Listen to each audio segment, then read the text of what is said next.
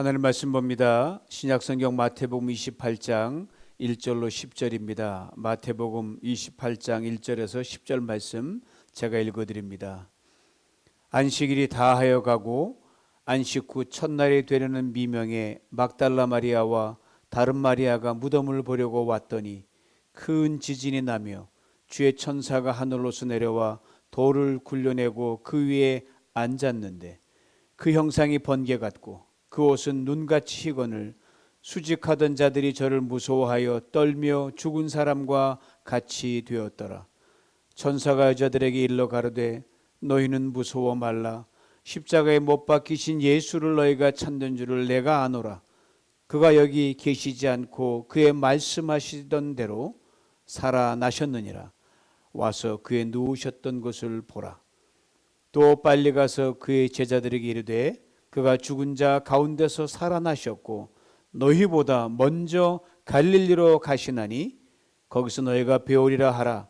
보라 내가 너희에게 일렀느니라 하거늘 그 여자들이 무서움과 큰 기쁨으로 무덤을 빨리 떠나 제자들에게 알게 하려고 다름질할세 예수께서 저희를 만나 가라사대 평안하뇨 하시거늘 여자들이 나와 그 발을 붙잡고 경배하니 이에 예수께서 가라사대 무서워 말라. 가서 내 형제들에게 갈릴리로 가라 하라.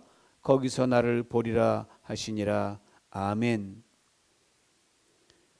이 밤에 내가 먼저 갈릴리로 가리라 라는 제목을 함께 은혜를 나누길 원합니다. 우리 주님 예수 그리스도는 모든 인생이 가는 길을 가셨습니다. 태어나서 살다가 죽으신 그 인생길을 가셨습니다. 우리처럼 사람이 되셨다는 분명한 증거입니다. 그리고 예수님의 인생은 인간의 일생이었습니다. 단 한 가지 차이가 있다면 예수님의 죽음은 죄인의 죽음이 아니라고 하는 사실입니다. 이것을 두 눈으로 확인했던 사람이 있었습니다. 바로 당시 예수 그리스도의 십자가 처형을 주도했던 진두지휘했던 로마군 장교였습니다. 그의 직책은 백부장, 약 100여 명 정도를 거느리는 우리나라 말로 말하면 중대장급 되는 그런 지휘관이었습니다. 예수님 십자가에 매어 달리기 전 몇 시간 동안 계속되는 잔인한 채찍을 받으셨습니다. 그렇기 때문에 다른 죄수들보다 이미 숨이 먼저 끊어지셨습니다. 가쁜 숨을 몰아내시는 그 직전의 그 모습을 백부장은 유심히 보고 있었습니다. 그런데 얼마 뒤 숨을 거두는 예수님의 모습을 보면서 이분의 죽음은 예사롭지 않다는 것을 직감할 수가 있었습니다. 이전에도 십자가 처형을 많이 진두지휘했던 그였지만 이런 경험은 그의 생전에 처음 겪는 경험이었습니다. 생전에 예수 그리스도의 행적, 그분의 말, 그리고 수많은 사람들의 증언, 그리고 여기 십자가 처형까지 오는 모든 과정에 있었던 일들이 이 백부장 뇌를 주마등처럼 스쳤습니다. 그리고 그는 투구를 두 손으로 움켜쥐면서 막 숨을 거두는 그 예수님을 보면서 괴로운 남 이렇게 혼잣말을 내뱉었습니다. 이 예수가 그분이었단 말인가. 잠시 후 하늘이 캄캄해졌습니다.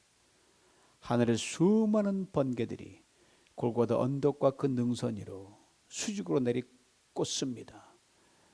여기저기서 두려움에 가득 찬 비명소리들이 들려옵니다.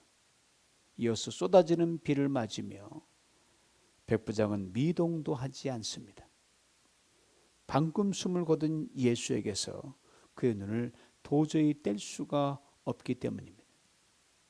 빗줄기 사이로 가시관을 쓰고 얼굴에 피범벅이 된 예수님의 얼굴이 그에게 아주 가까이 클로즈업이 되었습니다. 그는 더 이상 침묵할 수가 없었습니다. 그는 외쳤습니다. 이렇게 고백했습니다. 마태복음 27장 54절 말씀입니다. 이는 진실로 하나님의 아들이었다. 또 누가복음 23장 40절 이렇게 증거합니다. 이 사람은 정녕 의인이었도다. 예수의 일생 십자가에서 죽으심으로 다 무너져 내렸습니다. 다 부셔졌습니다. 다 깨져버렸습니다. 산산이 흩어졌습니다. 피는 피대로, 살은 살대로, 뼈는 뼈대로, 신경은 신경대로 온몸의 마디마디는 다 으스러졌습니다. 호흡이 끊어진 인간 예수는 그렇게 다 분해되고 다 해체되고 말았습니다. 그렇습니다. 예수 태어나서 십자가에 매달려 죽기까지 33년이라는 짧은 인생을 그는 땅의 길을 따라 걸었습니다. 땅에서 그는 길이 되었습니다. 그분들을 따라가면 기적을 보았고, 그분들을 따라가면 먹을 수 있었고, 그분들을 따라가면 평강을 누릴 수 있었고, 그분들을 따라가면 병에서 나음을 입었기 때문입니다. 땅에서 그는 진리가 되었습니다. 수많은 거짓과 위선이 난무하는 그 로마 시대, 자기 민족도 백성을 사는 그 허무한 시대에 그분의 뒤를 따라가면 진리의 빛이 보였습니다. 땅에서 그는 생명이 되었습니다. 수많은 사람들, 눌리고 질리는 모든 사람에게 생명이 되어주셨고, 가란 심령에게 생명의 샘물이 되어주셨습니다. 예수의 마지막 모습을 설명해 주는 말씀을 대할 때마다 저는 베너 영화의 한 장면이 언제나 오버랩이 됩니다. 영화의 주인공 베너가 십자가에 못 박혀 죽어가는 예수를 보고 그 눈물을 흘리며 이렇게 말합니다. 저분이 내가 너를 끌려다니는 시절에 끝없는 사막길을 걷다가 지쳐 쓰러졌을 때 나에게 물을 주신 분이셨다. 내게 살아갈 용기와 힘을 주셨다. 그러면서 곁에 있던 전세례라면 예수께 경배하기 위해서 아기 예수 때 베들레헴으로 왔던 동방 박사 중에 한 사람 알려졌던 벨사사라는 그 사람이 옆에 있었는데 그게 이렇게 묻습니다. 도대체 왜 이렇게 처형받아야 할 이유가 있었는가? 벨사사가 이렇게 의미심장한 말을 합니다. 우리 헤아릴 수 없이 많은 죄들을 그가 짊어지신 게지요. 이를 위해 그가 세상에 태어났고 바로 마구간에서 거기서 나 이분을 처음 봤습니다. 이 때문에 그가 세상에 오신 게지요. 그렇습니다. 헤아릴 수 없이 많은 우리의 죄를 짊어지셨기에 인간 예수는 그 무게 때문에 무너져 내렸습니다. 부서졌습니다. 다 해체되었습니다. 그만큼 온 인류의 죄악이 무겁기 때문이었습니다. 그 걸어왔던 33년의 땅의 길은 이렇게 끝났습니다.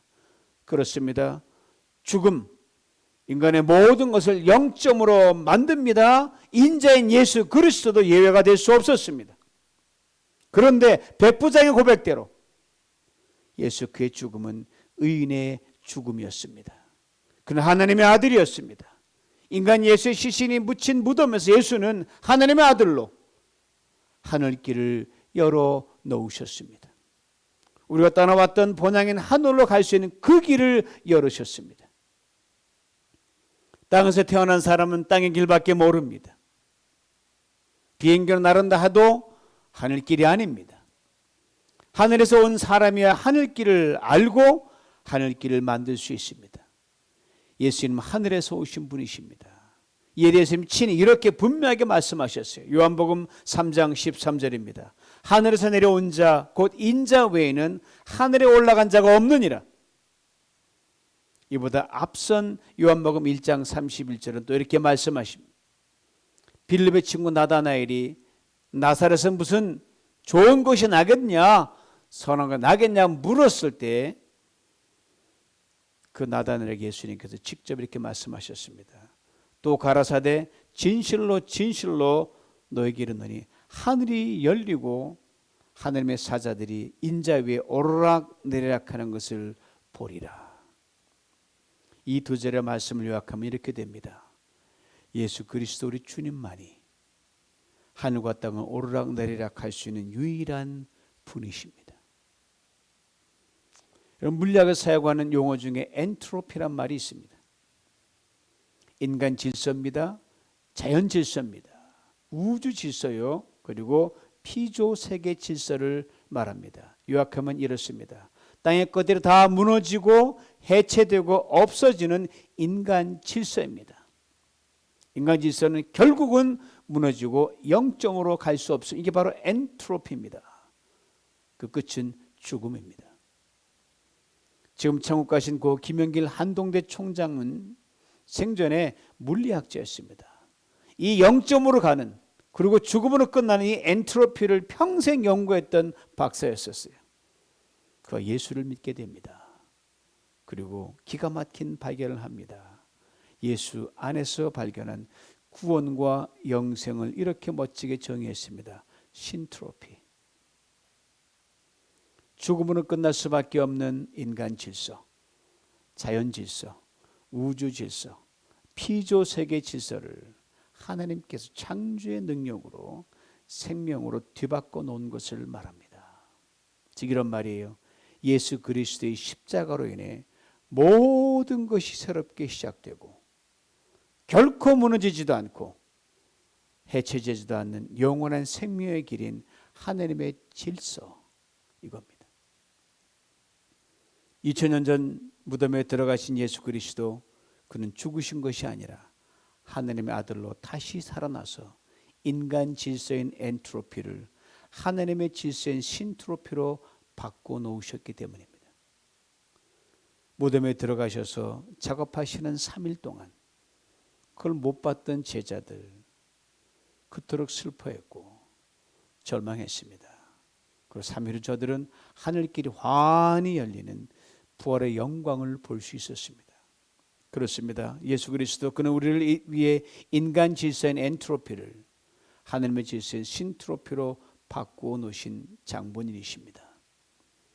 죽음이 생명으로, 무질서가 질서로, 파괴가 건설로, 순간이 영원으로, 가난이 부요로, 연약함이 강함으로, 추함이 거룩함으로, 썩을 것이 썩지 않을 것으로 바뀌게 된 것입니다. 이것을 깊이 깨달은 바울은 이렇게 선포했습니다. 죽음아, 너의 승리가 어디 있느냐? 죽음아, 내가 쏘는 것이 어디 있느냐? 죽음이 쏘는 것은 죄이며 죄의 힙은 율법입니다. 그러나 우리 주 예수 그리스도를 통해 우리가 승리를 주신 하나님께 감사합니다. 오늘 본문에 죽음을 이기시고 부활하신 예수 그리스도의 빈 무덤을 찾아온 여인들이 등장합니다. 예대 1절마저 이렇게 설명합니다. 현대의 성경 읽어드립니다. 안식일 다음날 동틀 무렵에 막달라 마리아와 다른 마리아가 무덤을 살펴보려고 갔다. 그런데 여인들이 무덤에 거의 다 이르렀을 때 엄청난 일이 벌어졌습니다. 예대 2절은 이렇게 설명합니다. 큰 지진이 나며 주의 천사가 하늘로서 내려와 돌을 굴려내고 그 위에 앉았는데, 크고 작은 지진 우리 캘리포니아 살면서 많이 경험하잖아요. 아무리 많이 경험한 지진은 언제나 반가운 손님이 아닙니다. 이제는 지진을 다 경험했어도 뭐 노스리 있지 뭐 7, 0, 7, 8 경험했어도 늘 두려운 존재가 지진입니다. 그러니 어둠이 아직 채 가시지 않은 새벽에 공원 묘지에서 땅이 막 흔들렸으니 당시 현장에 있었던 여인들과 무덤을 지키고 있던 병사들의 두려움은 이루 말할 수 없이 컸을 것입니다. 4절은 용감하기로 소문났던 로마 병사들에 대해 이렇게 설명합니다. 무덤을 지키던 군인들은 천사를 보고 무서워 기절하고 말았다. 중무장한 병사들이 그랬으니 여인들은 발이 땅에 붙어서 아마 꼼짝 못하고 있었을 겁니다. 그렇지만 여인들은 기절은 안 했으니까 위기 때는 이상할이 많지 여러분. 여자들이 남자보다 훨씬 강합니다. 여인들에게 천사가 말합니다. 오늘 보면 5절로 6절입니다. 무서워 말라. 십자가에 못 박히신 예수를 너희가 찾는 줄을 내가 아노라. 그가 여기 계시지 않고 그의 말씀하신 대로 살아나셨느니라. 와서 그의 누우셨던 것을 보라. 아신 대로 당시 여인들은 무덤을 보러 왔습니다. 좀 더 정확하게 말씀드리면 안식이 전날 부랴부랴 급하게 서둘러 수습해서 무덤에 두고 간 예수님의 시신을 정성껏 마지막으로 잘 처리해 드리려고 그게 주목적이 돼서 왔습니다. 그런데 무덤 문이 열려버린 거예요. 그리고 천사의 말을 듣고 무덤 안에 들어갔는데 들어갔는지 그 입구에 서서 있는지 무덤 안을 들여다봤어요. 예수님의 시신이 온데간데 없습니다. 사복음서 중 요한복음은 여인들의 반응이 이렇게 다르게 적어놨습니다. 요한복음 20장 1절로 2절입니다. 안식 후 첫날 이른 아침 아직 어두울 때에 막달라 마리아가 무덤에 와서 돌이 무덤에서 옮겨간 것을 보고 시몬 베드로와 예수의 사랑하시던 그 다른 제자에게 달려와서 말하되 사람이 주를 무덤에서 가져다가 어디 두었는지 우리가 알지 못하겠다. 사람이 주를 무덤에서 가져다가 어디 두었는지 우리가 알지 못하겠더라고 했습니다. 요한은 여인들이 누군가가 예수님의 시신을 훔쳐가서 어딘가 숨겨 놓았다고 여인들에게 생각한 것으로 기록해 놨습니다. 그러나 저는 마태, 마가, 누가의 기록에 더 의존합니다. 두 가지입니다. 먼저는 세 사람의 기록이 일치하기 때문입니다. 다음은 여인들의 믿음입니다. 물론 여인들 무덤에 놓고 간 예수님의 시신을 보러 간 것은 분명합니다. 그렇지만 절망의 한복판에서 생전의 예수님의 말씀을 마지막 한 줄기 소망으로 붙들고 무덤에 왔습니다. 천사가 전해준 말을 듣고 여인들이 예수님이 생전에 들려주던 말씀을 기억하고 생각해낸 거예요. 바로 이 대목에서 우리는 큰 위로와 용기를 얻습니다. 여러분, 사람은 누구나 상상할 수 없는 일, 특별히 감당할 수 있는 일을 당하면 절망합니다. 주저앉습니다. 그러나 바로 그때 하나님의 말씀이 생각나면, 하나님의 말씀이 기억나면 다시 소망이 피어납니다. 다시 시작할 수 있습니다. 다시 일어설 수 있습니다. 그리고 오늘 본문은 말씀이 결정적으로 생각날 때가 언제인지를 분명하게 우리에게 일깨워 줍니다. 언제예요? 절망의 한복판이었습니다. 여러분, 일이 잘 나갈 때, 평안할 때도 말씀 우리에게 생각나지만 하나님의 말씀 우리의 영혼을 울리고 가슴을 두들기는 파워는요, 위기의 때, 절망의 때가 상상할 수 없이 크고 강합니다. 여인들이 내가 죽은 뒤 3일 만에 다시 살아나리라 하는 예수님의 말씀이 저들의 영과 생각과 마음을 강하게 파고들어 생각나게 했던 장소가 바로 절망의 한복판 무덤이었습니다. 그러기에 우리가 평소 말씀을 가까이 하는 것이 얼마나 중요한지 모릅니다. 보통 때는 생각나지 않아도, 잊어버린 것 같아도 하나님께서 결정적인 인생의 위기와 고난과 절망과 지치고 힘든 바로 그 시간 그 장소에서 반드시 꼭 맞는 말씀을 우리로 하여금 생각나게 하시고 기억나게 하십니다. 이것을 잊지 말아야 됩니다. 보통 때는 표시가 안 나요. 위기 때 말씀이 떠오르느냐 사람만 떠오르느냐, 이걸로 믿음과 불신앙이 결정이 되기 때문입니다. 오늘 보면은 표면적으로는 언급되어 있지 않지만 천사가 들려준 6절의 말씀을 듣고 여인들의 마음과 생각과 영혼에 예수님의 말씀이 강하게 파고들었음에 틀림없었을 것입니다. 그가 여기 계시지 않고 그의 말씀하신 대로 살아나셨느니라. 와서 그의 누우셨던 것을 보라. 그의 말씀하신 대로 살아나셨느니라. 보세요. 말씀하신 대로, 주님 말씀하시면 그대로 이루어집니다.